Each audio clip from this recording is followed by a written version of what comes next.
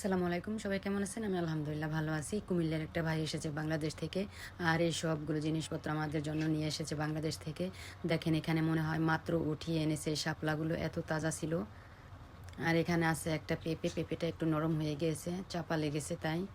পাকা পেঁপে, অনেক বড় পেঁপেটা। আর এখানে আছে কিছু তরকারি, এখানে আছে পটল আর কারকল, অনেক ফ্রেশ, মনে হয় মাত্র জমি থেকে ছিঁড়ে এনেছে, এরকম ফ্রেশ। ওইখানে অনেকগুলো ভেজিটেবল এনেছে। আর এখানে আছে কিছু মেডিসিন। আর এখানে মনে হয় পেয়ারা আছে। হ্যাঁ, পেয়ারা এটার ভিতরে। পেয়ারাগুলো অনেক ফ্রেশ আর খেতেও ভীষণ মজা হয়েছিল। আমার কাছে একটু কচকচা পেয়ারা, কাঁচা যেটা, সেটা ভালো লাগে, নরম হলে আর ভালো লাগে না। দেখে এখানে কি আছে, এখানে মাছ আছে, এটা আমি পরে দেখাবো। এখন আমি জাদুর বাক্স খুলবো, দেখি এই টলিতে কি আছে।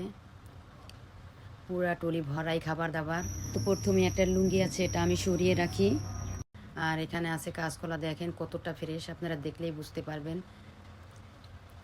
তো এখানে অনেকগুলো কাঁচকলা এনেছে। আর এখানে আছে লেবু, দু রকমের লেবু এনেছে।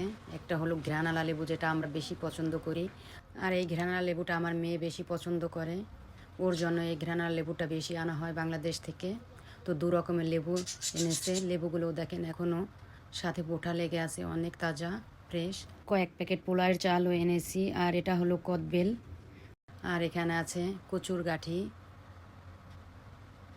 আর এখানে আছে জলপাই, দেখলেই বোঝা যায় কতটা তাজা। বাংলাদেশের খাবার দাবার দেখলেই আমার খাওয়ার চেয়ে আরও মন ভরে যায়। আর এখানে একটা নতুন জিনিস, যা কখনোই আমি কুয়েতে এসে খাইনি, এটা হলো শালুক। বাংলাদেশে যখন ছিলাম এটাকে আমরা সিদ্ধ করে বা পুড়িয়ে খেতাম।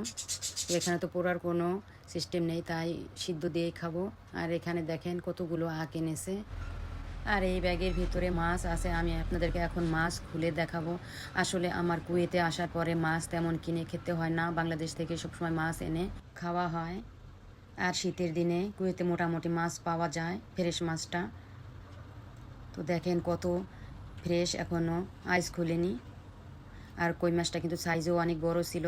আর এখানে পাবদা মাছ, পাবদা মাছের সাইজটাও অনেক বড়। মাছগুলো একদম আইস ছোটেনি, সুন্দরভাবে এনেছে। আর এখানে আছে ট্যাংরা মাছ, এই মাছগুলোরও সাইজটা অনেক ভালো ছিল, এটা নদীর ট্যাংরা মাছ।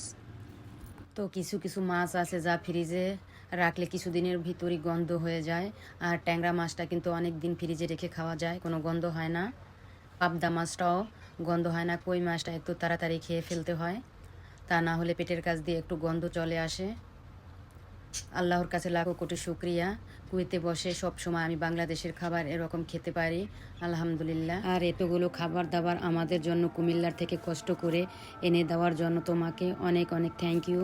আর এখন শুধু মজা করে খাওয়ার পালা, আসলে খাওয়াটা না, এতগুলো আইটেম একসাথে দেখে চোখ জুড়িয়ে গেল। আর এই আখগুলো আমি আর আমার ছেলে খাবো, আর কেউ আখ খায় না।